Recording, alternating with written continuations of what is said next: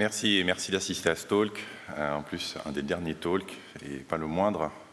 Enfin, un talk de cyber. Je suis François Valigan, je suis VP Cybersécurité chez Théodo. Je remplace Thibault Langagne pour la présentation de ce talk. Thibault habite la magnifique région de Grenoble et Thibault adore l'escalade. Je vous laisse imaginer la suite. Je travaille chez Théodo. Théodo, c'est une ESN, on fait du développement sur mesure, du design produit à partir avec notre design studio jusqu'à l'hébergement des infrastructures. On fait beaucoup de développement, PHP, .NET, Java. On a aussi beaucoup de compétences autour de la gestion des infrastructures pour héberger ce qu'on développe et en faire la maintenance opérationnelle derrière. Et on a un certain nombre de practices spécialisées sur des domaines bien précis et un peu plus compliqués comme la fintech, le health-tech notamment, ou les applications mobiles, etc. On va zoomer sur Théodo Cloud, qui est la practice où j'officie. Donc Théodo Cloud, notre rôle, c'est de faire du DevOps avec vous, les développeurs, de faire du cloud et de faire de la cybersécurité. Donc de construire les infrastructures, en faire l'infogérance, y compris les infogérances des infrastructures type hébergement des données de santé, et de faire de la cyber. C'est à peu près 60 projets en 2024. Théodo, c'est 700 personnes, 400 ingénieurs, dont 60 à peu près chez Théodo Cloud sur la partie vraiment ingé. Sur la partie cyber, on travaille avec pas mal de beaux logos, ce qui nous permet d'avoir pas mal de défis et de les relever ensemble avec nos clients. Alors, le talk d'aujourd'hui, il a vocation à parler avec vous de cette matière radioactive peu connue, mais fort présente, qui sont les mots de passe, les tokens, les clés d'API. Comment peut-on faire pour en avoir moins dans notre vie, puisque c'est vraiment problématique de les gérer. Et on va vous présenter des solutions pratiques qu'on peut mettre en place ensemble en tant que DevOps pour réduire ces risques de sécurité. La philosophie Zero Credential, elle tire ses racines d'un constat assez simple. Si on regarde les différentes statistiques qui sortent année après année, ici ce sont des statistiques qui sont faites par françaises, qui sont faites par cybermalveillance de gouv.fr, c'est le rapport d'activité 2024, c'est qu'on a une augmentation du piratage chaque année, au fur et à mesure qu'on a une digitalisation du monde qui s'opère. Et si vous regardez les types de piratage qui ont eu le plus de croissance, on n'est pas exactement dans des scénarios la James Bond ou Mission Impossible, on n'est vraiment pas sur le 0D que personne ne connaît. Non, on est plutôt sur des choses assez simples, assez banales, du piratage de comptes, des crypto-lockers, des pertes de données, parce qu'on a exposé une base de données ou un bucket et on n'aurait pas dû le faire. En gros, tout ça, ce sont des problèmes globalement humains, des erreurs humaines. Et pour travailler sur les erreurs humaines, il faut travailler proactivement dessus. Il faut faire du shift left, il faut essayer de les prévenir, puisque, par définition, on sait qu'on est toujours amené à en produire. Et ça, c'est confirmé par d'autres études, que ce soit de Google ou du rapport Verizon, qui nous dit notamment que 75% des attaques informatiques commencent par un facteur humain, du social engineering avec du phishing, une erreur humaine avec une mauvaise configuration qui va exposer de la donnée. Et on nous dit aussi que 60% des facteurs, donc des vecteurs d'introduction, sont liés aux credentials. Et nous voici arrivés au cœur du sujet. Ces credentials vont favoriser ensuite des incidents de sécurité. Bon, j'en ai pris deux, il y en a tellement. Le code source de Mercedes-Benz, suite à un problème de configuration, se retrouve exposé.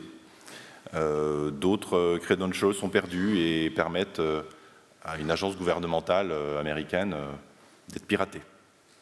Tout ça, ça part d'un constat assez simple qui est de dire ces credentials, une fois qu'on les a créés, on ne sait plus trop s'en séparer. On a mis beaucoup de mal à les configurer, ça fonctionne.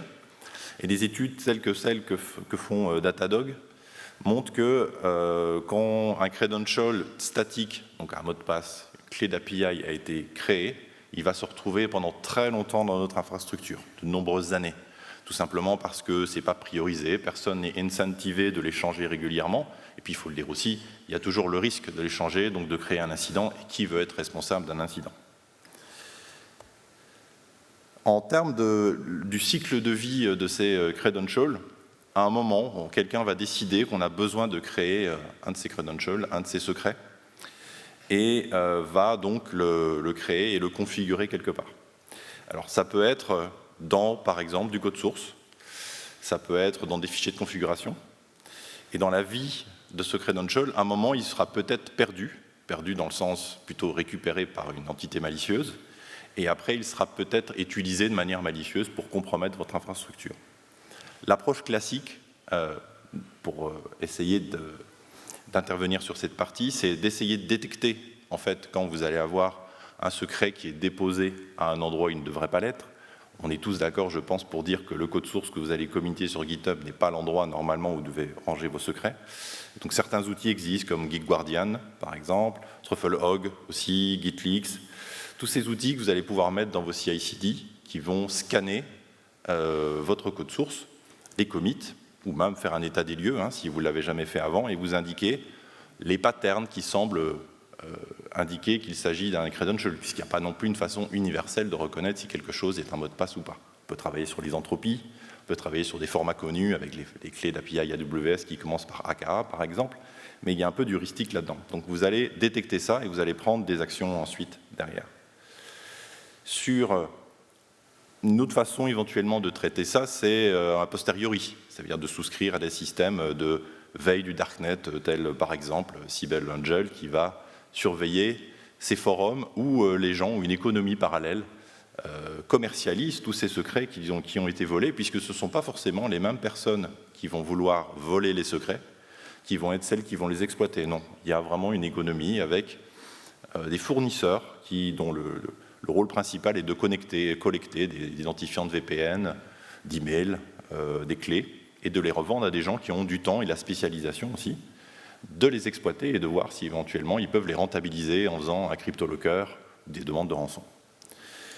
Notre approche pour améliorer la situation, plutôt que d'être sur le préventif, mais ça reste quand même avec la vigilance de l'être humain ou en réactif avec la partie Darknet, c'est de tout simplement les supprimer.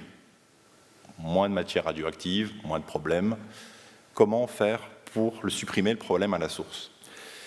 Et c'est surtout intéressant puisqu'à partir du moment où on va supprimer ces différents identifiants, toute une série d'acteurs vont trouver que d'un point de vue de l'économie du crime, le temps qu'ils vont passer à essayer de pirater l'infrastructure, c'est juste pas rentable. Autant passer à la suivante, autant aller sur une autre infrastructure qui est moins protégée pour avoir du ROI sur le temps passé, tout simplement.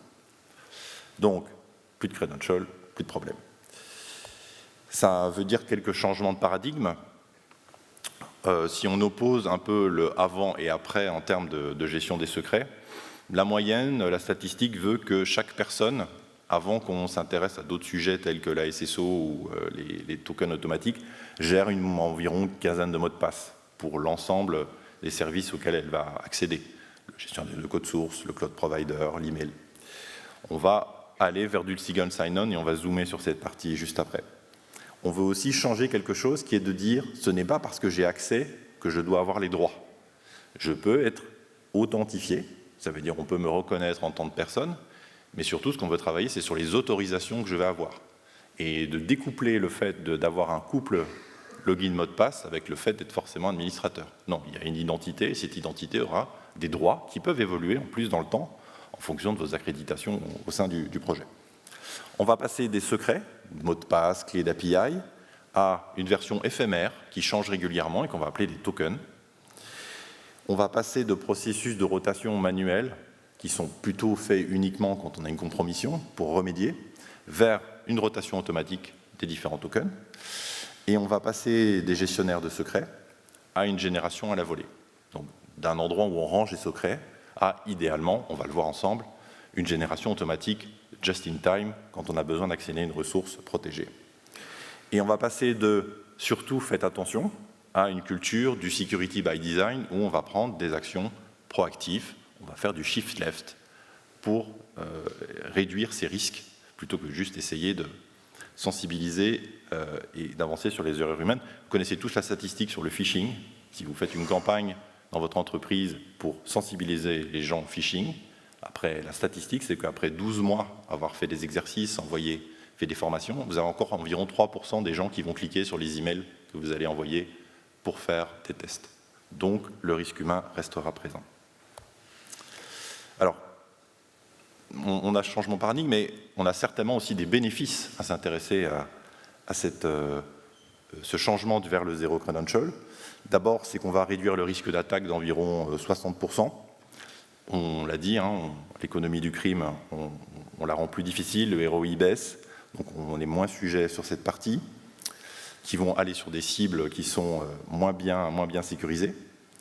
Et on va aussi passer sur des systèmes qui vont obliger les gens à laisser plus de traces. Et plus de traces, c'est toujours très intéressant, puisque suite à un incident de sécurité, il y a toujours l'idée de retrouver le vecteur d'intrusion. Et ce vecteur d'intrusion, si c'est un mot de passe ou une clé d'API qui est utilisée par tout le monde, dans tous les environnements, c'est extrêmement difficile de savoir comment on a pu retrouver une base de données sur le Darknet si tout est mutualisé en termes d'accès. On est là aussi pour faire du DX. On veut que tout se passe, et c'est vraiment au cœur de notre métier chez Theodo, qu'on soit dans une approche de DevOps et de DevX, et donc le faire avec le moins de friction pour vous.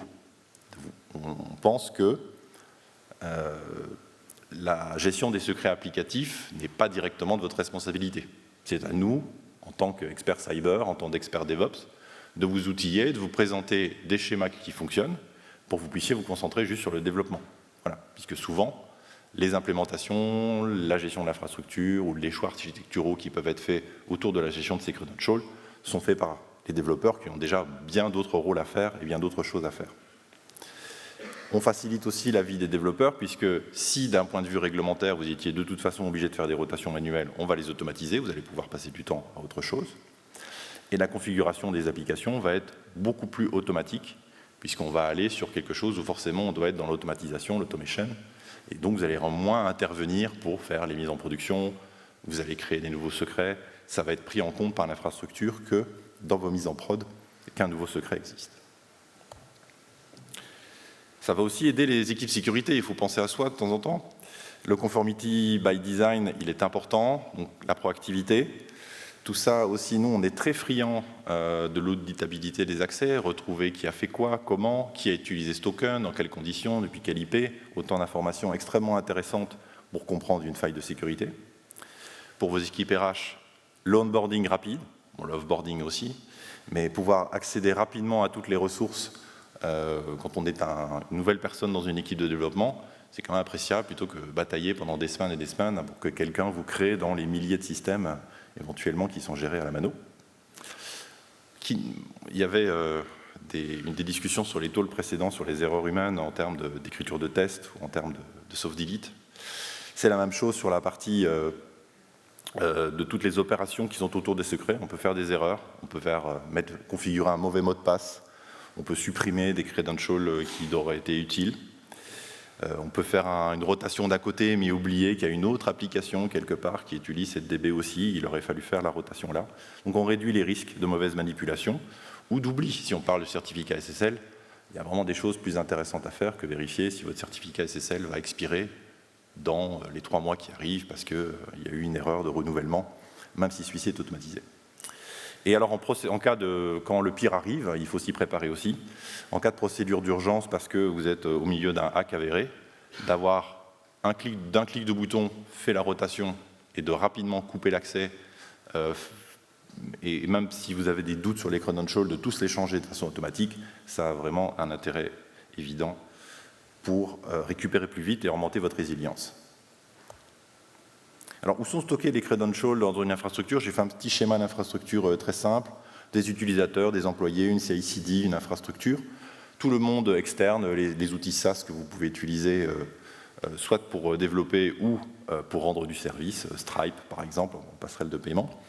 On va les retrouver au niveau des employés dans les password managers, et si on a dû créer des password managers, c'est bien la preuve qu'on a beaucoup trop de mots de passe, sinon on n'aurait pas créé des managers. On va passer éventuellement sur les fichiers de texte ou Excel sur un drive où on les stocke. On va les retrouver aussi en clair parfois dans le code. On fait des pen tests chez Theodo et vous seriez surpris de savoir ce qu'on peut retrouver parfois dans des fichiers JS compilés par Webpack et mis en prod en termes de tokens. On va retrouver des secrets dans la CI/CD, puisque la CI/CD à un moment doit peut-être faire des git clones de repositories privés, accéder à des assets déployés aussi peut-être. On va le retrouver aussi dans les secret managers. On a fait l'effort de les mettre dans un secret manager, mais ça aussi, c'est un gestionnaire de secrets. Donc, comment on fait les rotations à l'intérieur de ceci? Et on va bien sûr les retrouver dans les environnements d'exécution, la production ou les environnements de staging, puisqu'à un moment, il faut bien se connecter à la base de données pour accéder aux données. La méthode Théodo, elle est assez simple, mais c'est une méthode qui va être basée sur un certain nombre d'étapes, dont la première est de faire une cartographie. Ça veut dire d'utiliser des outils, pas juste la connaissance des gens qui pensent, dis-moi où tu penses qu'il y a des mots de passe, mais bien utiliser des outils qui vont utiliser de manière déterministe ou heuristique des méthodes pour retrouver ces différents secrets. Et ces secrets, on les a vus, on les retrouve côté développeur, côté CI/CD et côté runtime. Et après aussi, qu'est-ce qu'on met en place pour éviter de recréer du stock? Comment ne pas se retrouver dans la même situation 6 mois plus tard? On va zoomer sur ces différentes étapes et les stratégies de remplacement qu'on va utiliser. On va commencer par les secrets des développeurs. Alors, le développeur, il doit utiliser un certain nombre d'outils pour mener son job à bien. Il doit se connecter sur son provider cloud, sur son infrastructure ou sur son serveur avec sa clé SSH. Il a peut-être du tooling externe, un outil de traduction, une gateway Stripe. Il doit aussi se connecter à son application, à lui. Et donc, il va se retrouver avec des couples login mot de passe pour l'ensemble de ces cas d'usage.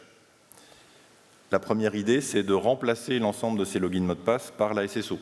Donc, on va déléguer à un gestionnaire d'identité, un identity provider, un IDP, la gestion du user password, et on va établir un lien de confiance entre l'application web, le cloud provider et le tooling interne qui va permettre de déléguer la vérification du login mot de passe uniquement sur la partie SSO. Alors, quitte à faire du changement, et aussi parce que la SSO devient extrêmement importante, vu qu'elle donne accès à beaucoup de systèmes qui lui accordent sa confiance, il faut aller avec la mise en place de la double authentification, la MFA. Quitte à faire un changement, profitez-en. C'est toujours une excellente pratique que de renforcer ça par une authentification, une double authentification, Google Authenticator, plutôt que des SMS néanmoins. Comme ça va devenir un point extrêmement important, attention si vous utilisez Auth0 ou des produits SaaS, évidemment la redondance, la résilience est prévue. Si vous avez prévu d'auto-héberger votre SSO, si vous avez dit en fait je vais utiliser Keycloak, c'est un logiciel open source, il va être utilisé par tout le monde, donc il faut bien prévoir une infrastructure redondée si vous en assurez l'hébergement. Alors, on peut avoir certaines objections classiques à l'idée de dire il faut utiliser la SSO partout. D'abord, c'est que cette application, ce custom, ne supporte pas la SSO. C'est une objection valide. L'outil ne supporte la SSO qu'en version, ne supporte pas la SSO en version open source, c'est-à-dire qu'on considère que la SSO est une feature enterprise, et donc il faut la payer très cher. Ou la base de données est on-premise, donc pas chez un cloud provider, et elle n'est pas intégrée à un système d'IAM. Heureusement, vous le savez, dans la sécurité, on a la réponse à tout. Donc, pour ces différentes objections, on peut vous proposer quelques solutions. La première, qui est une solution open source, s'appelle OAuth2 Proxy. Donc, c'est un proxy que vous allez mettre devant votre applicatif et à qui vous avez délégué la partie authentification. C'est-à-dire que vous allez désactiver dans votre applicatif le fait de s'authentifier. Ça va être fait par le proxy. Le proxy, vous allez lui donner les liens de confiance avec le provider d'identité, votre SSO, et c'est lui qui va permettre de protéger les outils web qui n'ont pas nativement cette possibilité. Alors ça fonctionne bien avec du tooling interne, des sites web que vous contrôlez. Évidemment, si c'est un SaaS qui vous fait payer la partie SSO, OAuth2 Proxy ne pourra pas vous aider, il faudra passer à la caisse si vous voulez continuer à utiliser cette solution-là. Une autre solution un peu plus complète, et on aime beaucoup l'écosystème HashiCorp chez Théodo, c'est Vault et Boundary. Un petit sondage, qui connaît Vault ou utilise Vault ici? Qui connaît Boundary et utilise Boundary? Okay. Alors Boundary, c'est un bastion, tout simplement. Donc c'est un bastion qui va permettre d'être exposé sur Internet, qui va prendre la connexion, et si vous réussissez l'authentification, vous mettre en relation avec le service qui est derrière, ça peut être du SSH, une base de données, et vous pouvez le coupler à Vault aussi, pour que ce soit lui, pour que le Boundary ne possède pas les secrets de connexion, mais les demande à Vault pour y accéder, par exemple, de demander à Vault de lui créer un mot de passe temporaire pour accéder à une base de données le temps de la session de l'utilisateur.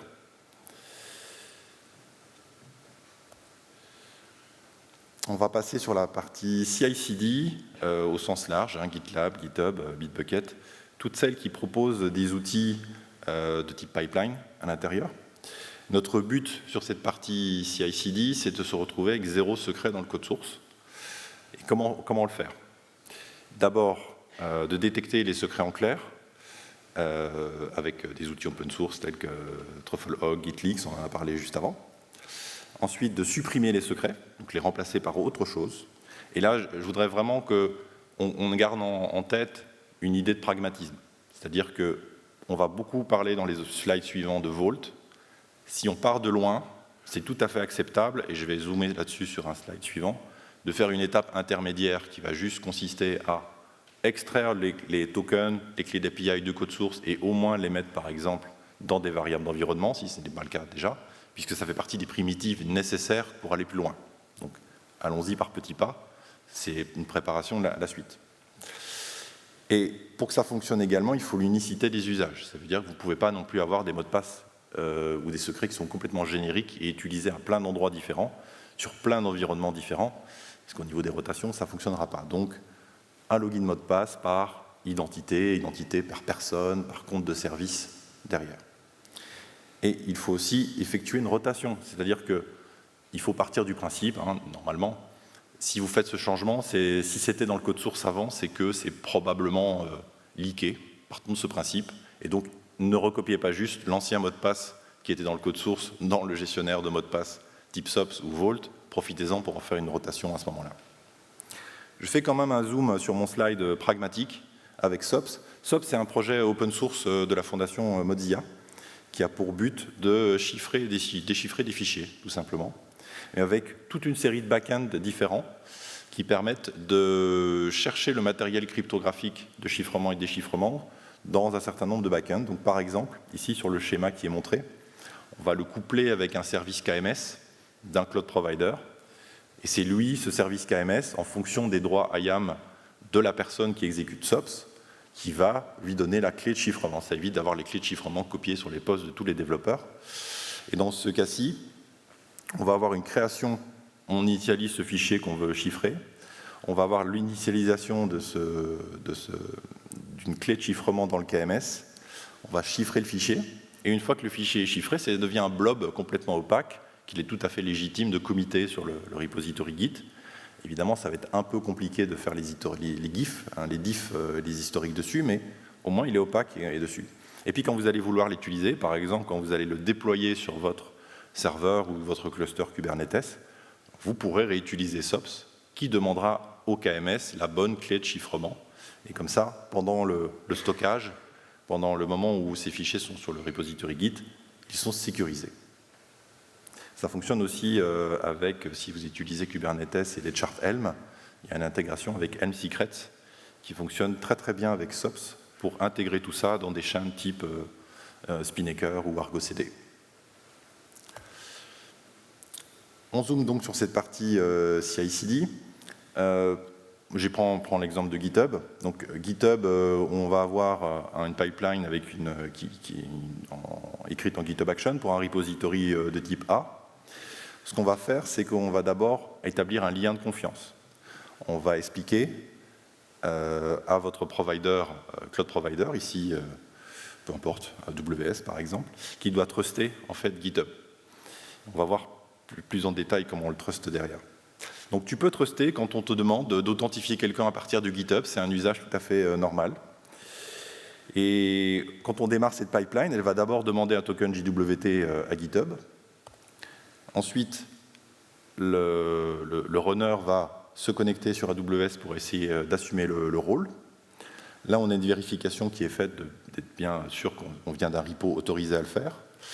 Donc on a un appel pour vérifier le token JWT qui est fait dans l'autre sens à GitHub, pour vérifier qu'on n'est pas en train de spoofer une identité. Et si c'est OK, on a des tokens éphémères, donc les clés classiques, l'access key, la secret key, mais aussi un session token qui donne un token qui va être éphémère, qui peut être valide quelques minutes, quelques heures, en fonction de l'usage que vous voulez. Et là, vous accédez à vos ressources tout à fait classiquement. Vous pouvez lancer des commandes AWS classiques pour pusher sur un bucket, par exemple, ou lancer des déploiements sur vos applicatifs. Donc, dans la partie pipeline, on va retrouver très classiquement une étape supplémentaire où on va avoir une GitHub Action qui fait la configuration des credentials. Et vous voyez, il n'y a pas de secret dans cette partie, on dit juste le rôle à assumer, le nom de la session que l'on veut, la région où se trouvent les ressources sur lesquelles on veut récupérer le token. Et quand on aura passé cette étape, on sera authentifié. Ça, c'est le côté GitHub Action en termes de configuration pipeline. Et côté AWS, c'est peut-être un peu petit, mais on va trouver une policy IAM qui va dire « Ok, quelqu'un peut assumer ce rôle, donc utiliser ce rôle à partir d'une machine, s'il vient de ce repository-ci et de cette branche-là aussi. » Ce qui peut permettre de différencier entre des branches de développement et des branches de production derrière. Très important, il faut absolument que vous mettiez dans votre policy IAM une condition sur la partie sub, c'est-à-dire celle qui va dire il ne faut autoriser que ce repository. D'ailleurs, très récemment, ici en juin 2025, AWS force en fait les policy à contenir cette condition, puisque ce n'était pas obligé avant. Donc, des gens ne la mettaient pas parce qu'ils ne savaient pas trop quoi mettre, ou ils mettaient une étoile éventuellement dessus. Ça, c'est vraiment très important pour éviter que d'autres personnes, juste parce qu'elles sont utilisatrices de GitHub, puissent assumer vos rôles AWS à votre place.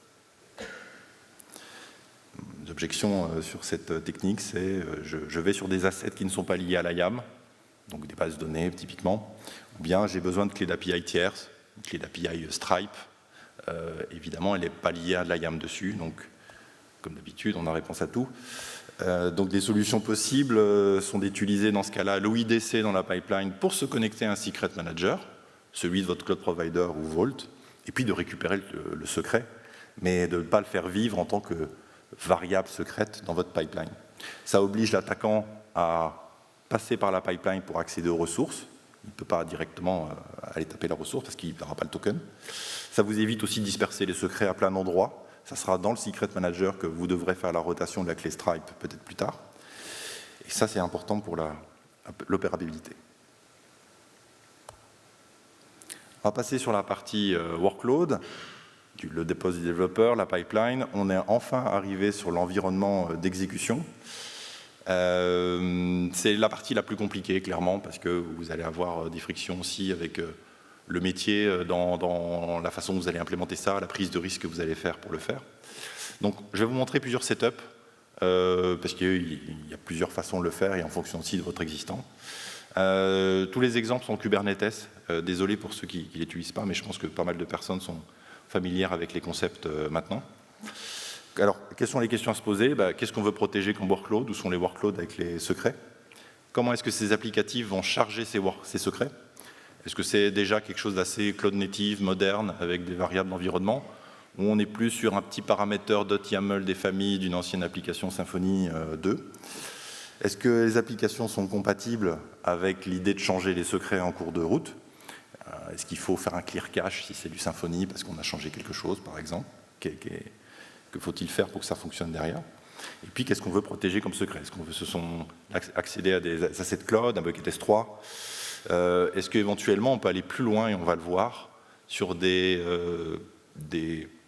data stores qui sont supportés en tant que Dynamic Secret dans Vault, pour aller plus loin?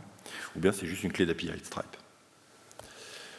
Je pense qu'on va faire un petit zoom sur cette partie dynamique, puisque, quitte encore une fois à mettre que ça en place, c'est bien que vous sachiez que ça existe. C'est vraiment très puissant sur la protection que ça vous apporte. L'idée, c'est que vous avez un intermédiaire qui est Vault, donc Vault HashiCorp, auquel vous allez demander les credentials dont vous avez besoin pour vous connecter à votre base de données. Donne-moi le login mot de passe pour se connecter à cette base de données. Vault, lui, est super administrateur, ou en tout cas a les droits suffisants que pour créer des utilisateurs à la volée dans la base de données. Donc il va se connecter sur votre MySQL, votre Postgre, il va faire le create user, il va utiliser les fonctions natives des bases de données pour mettre une expiration par rapport à ce user, 1 heure, 2 jours, 1 semaine, peu importe. Au moins, le credential a une durée de vie limitée. Et il va ensuite vous donner votre mot de passe temporaire que vous allez pouvoir utiliser dans votre applicatif pour vous connecter à la base de données. Si vous avez une injection SQL, une prise de contrôle de votre conteneur suite à une faille de sécurité et que la personne exfiltre ce login mot de passe, elle ne sera valide que pendant une durée assez courte. Une façon de mettre ça en place, c'est avec External Secret. External Secret permet de synchroniser des secrets Kubernetes avec un repository externe Vault. Donc c'est une gestion des droits qui est faite par namespace. Donc la bonne pratique, c'est une application par un namespace. Donc toutes les applications dans le même namespace auront accès au même credential, c'est généralement OK. Essayez de faire un secret store par namespace. On voit souvent des installations de Vault avec un seul secret store où tout le monde a accès à tout. Ça peut poser des problèmes d'étanchéité. Le problème de ça, c'est que vous devez faire un rollout de l'application, donc la redémarrer pour qu'il y ait une prise en compte. Mais comme c'est juste une synchro au moment de la synchronisation de External Secret par rapport à Vault, si Vault n'est pas disponible, c'est pas grave, c'est juste le process, le secret a été recopié. Donc c'est intéressant. Il faut quand même une bonne configuration airbag pour limiter les accès. Et la granularité des renouvellements n'est pas très granulaire. Mais si vous utilisez déjà External Secret, c'est une bonne idée. Très connu, le Vault Secret Operator. Lui, il fait vraiment une gestion complète du cycle de vie de Vault dans Kubernetes. Donc il est vraiment très bien intégré. On va avoir l'opérateur qui va demander à Vault les secrets suite à des annotations que vous allez poser au niveau du deployment, cette fois-ci, pas le namespace, mais bien le deployment. Et lui va s'occuper automatiquement de redémarrer les applications si vous faites un changement du secret côté Vault. Super pratique. C'est un peu plus compliqué à mettre en place. Et ça fonctionne bien quand le Vault est hébergé dans le Kubernetes. Quand il est externe, c'est un peu moins adapté.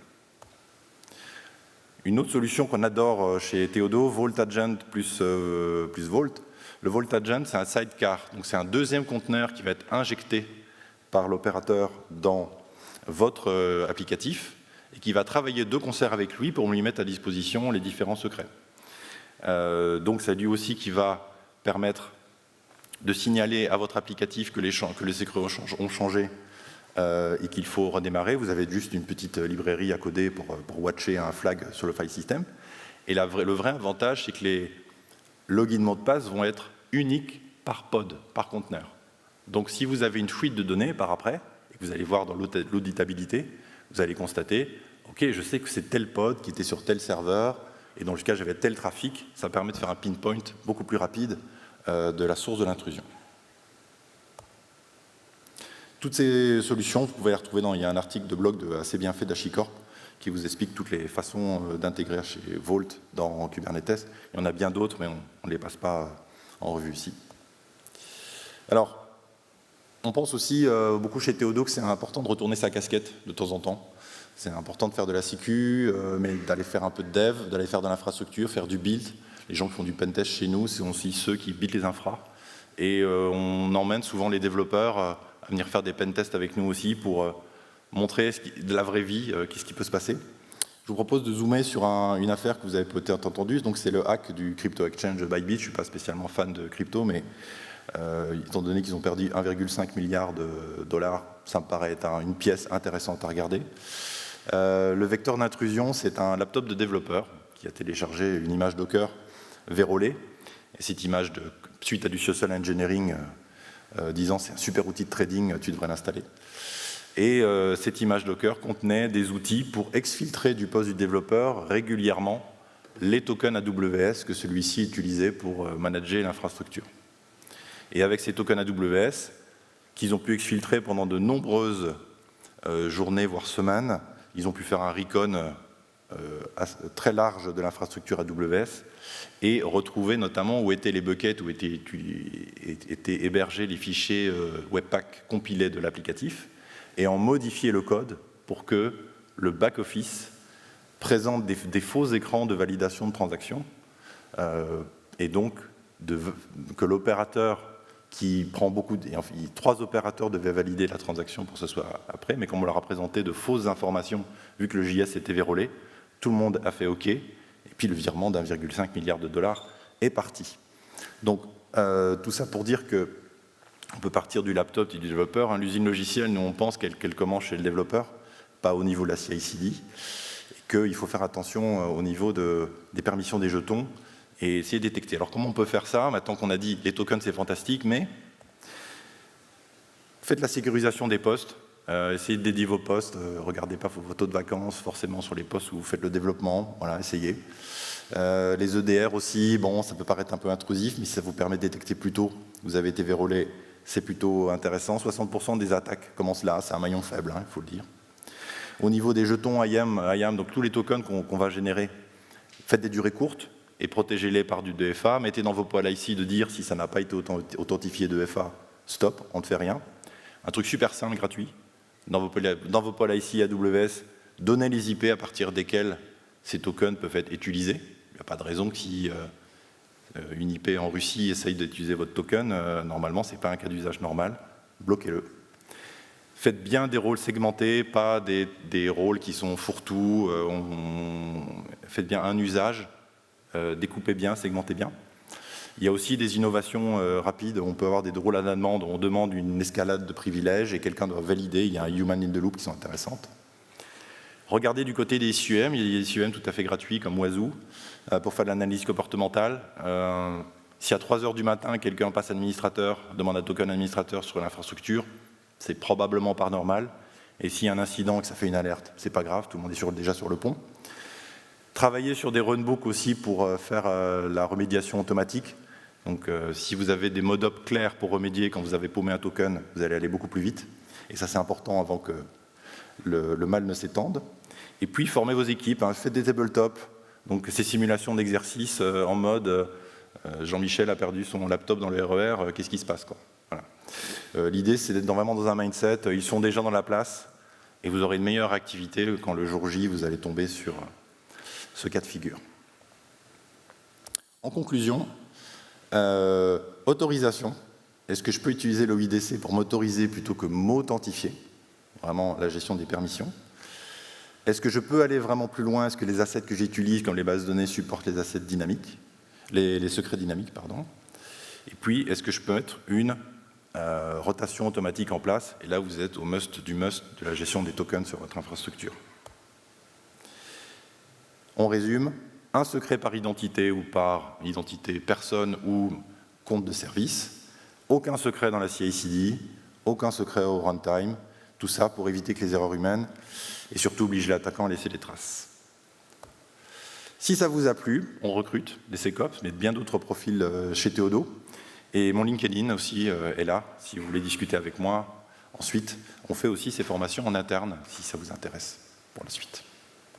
Merci beaucoup.